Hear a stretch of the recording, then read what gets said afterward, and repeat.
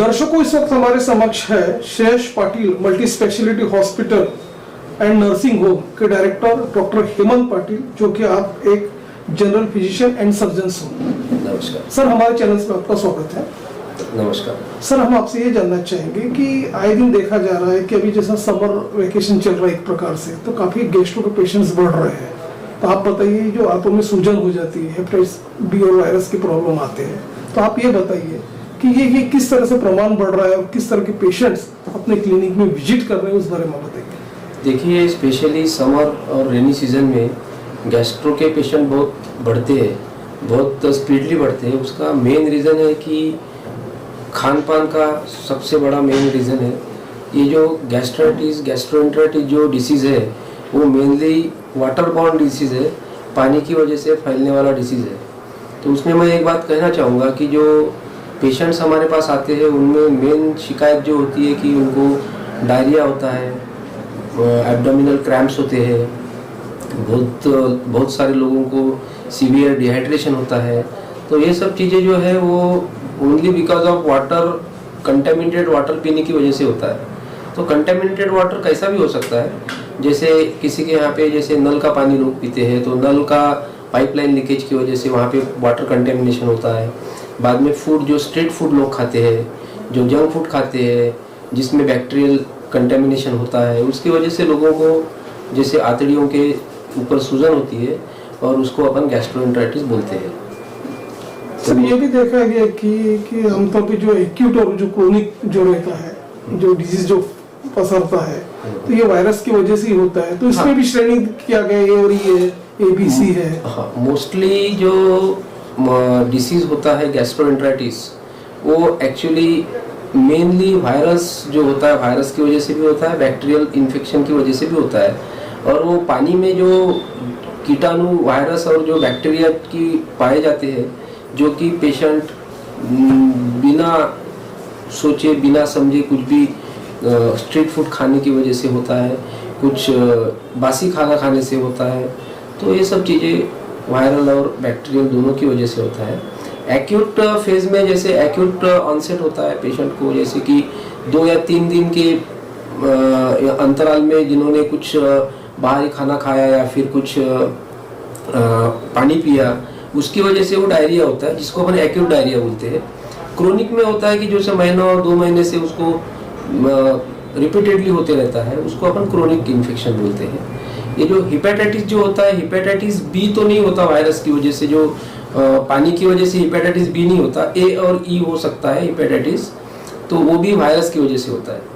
Sir, even ये भी देखा गया कि जैसे अपना जो दूषित फूड और आपने पानी का बताया, उसके अलावा ये जो ब्लड जो है, ब्लड भी जो अपन चढ़ाते हैं, वो तो ब्लड से भी वो पसरता है। तो उसका दुष्परिणाम किस तरह से होता है? डेफिनेटली ये जो ब्लड से और दूषित सुई जो अपन यूज करते हैं, जो एक पेशेंट की सुई दूसरे पेशेंट को लगाते हैं, ब्लड ट्रांसफ्यूजन जो होता है, उसके जो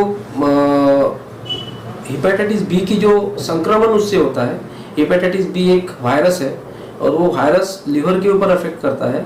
और वो जो ब्लड, जो दूषित ब्लड, जो जिसका कंटेमिनेटेड ब्लड है, जिसको पहले से हेपेटाइटिस बी है और वो स्क्रीनिंग न करते हुए उसको निकाला नहीं गया, और वो वही ब्लड दूसरे पेशेंट को अगर लगा दिए, तो उसमें हेपेटाइटिस बी की लागन होती है। और हेपेटाइटिस बी जो होता है वो मेनली वायरस की वजह से होता है, और उसको लिवर के ऊपर उसका ज़्यादा इफेक्ट होता है।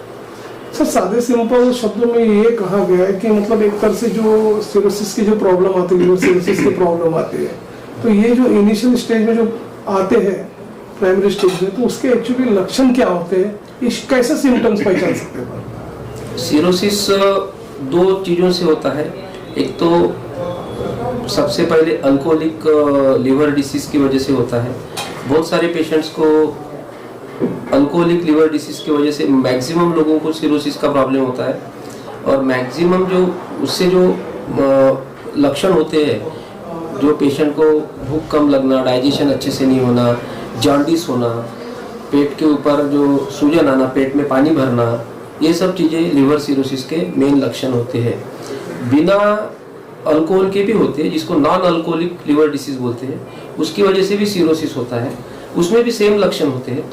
और हेपेटाइटिस बी वायरस वो भी एक लिवर सिरोसिस के लिए मेन कारण हो सकता है। जब हम प्रिवेंशन की बात करते हैं तो आप ये बताइए कि किस तरह से इस डिजीज से बचा जाए ताकि उसके संक्रमण में ना आए। बिल्कुल, तो देखिए जो हेपेटाइटिस सिरोसिस के लिए बात करें ना आप, सिरोसिस का ऐसा है कि एक तो अल्कोहल कंजम्पशन बंद कर देना चाहिए।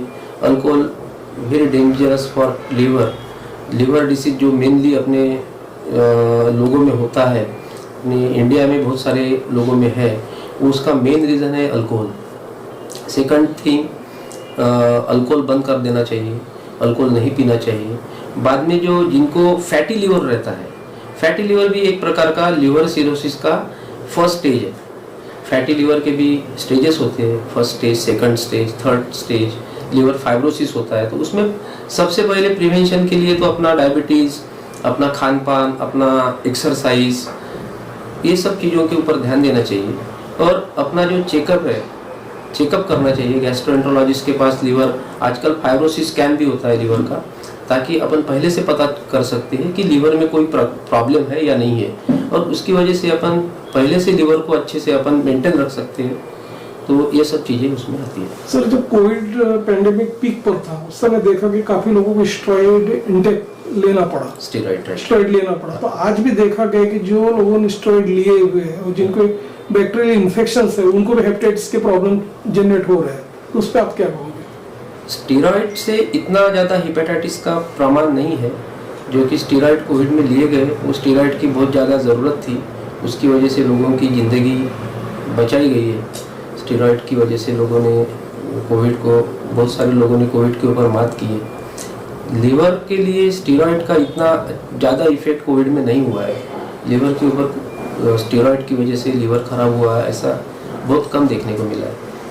शहर विदर्भ और इंटरस्टेट के दर्शक डॉक्टर हेमंत पाटिल सर, जो कि आप शेष पाटिल मल्टी स्पेशलिटी हॉस्पिटल के डायरेक्टर हो, आपको लाइव देख रहे हैं। इवन आपका फोन नंबर और एड्रेसेस हमारे स्क्रीन पे रोल आउट हो रहा है, उसे देख के हमारे बहुत से दर्शक जैसे जानकारी आपने मुहैया कराई तो डायरेक्ट आपसे संपर्क कर सकते हैं या तो वीडियो कॉल भी कर सकते हैं।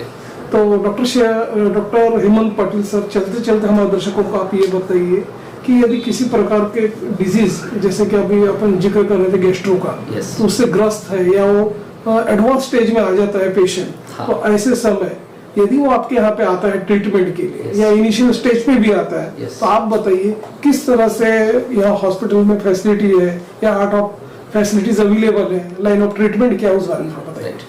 देखिए, सबसे पहले तो हमारे यहाँ पे अगर गैस्ट्रो का पेशेंट आता है तो हम सबसे पहले उसका वाइटल्स देखते हैं, उसको कौन से टाइप का गैस्ट्रो है, उसको डिहाइड्रेशन कितना है, उसका ब्लड प्रेशर कितना है।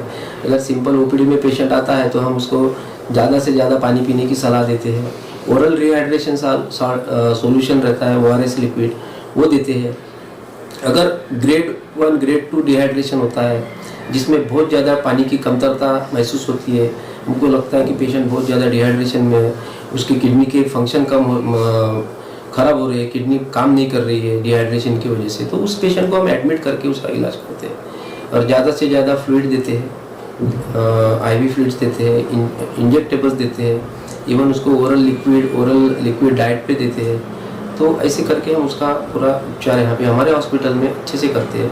हमारे हॉस्पिटल में बहुत सालों से 12 सालों से हम यहाँ पे अच्छी तरह से पेशेंट का ट्रीटमेंट चालू है और अच्छे पेशेंट हमने यहाँ पे देखे।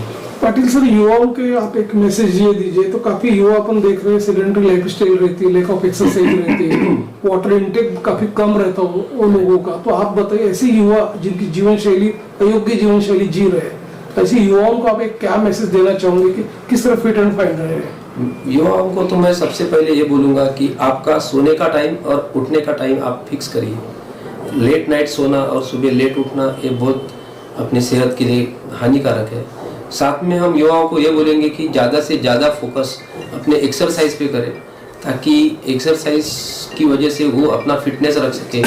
रोज़ योगा करें, मॉर्निंग वॉक पे जाएं, ज़्यादा से ज़्यादा प्ले करना चाहिए। ये सब चीज़ें हम उनको बोलते हैं।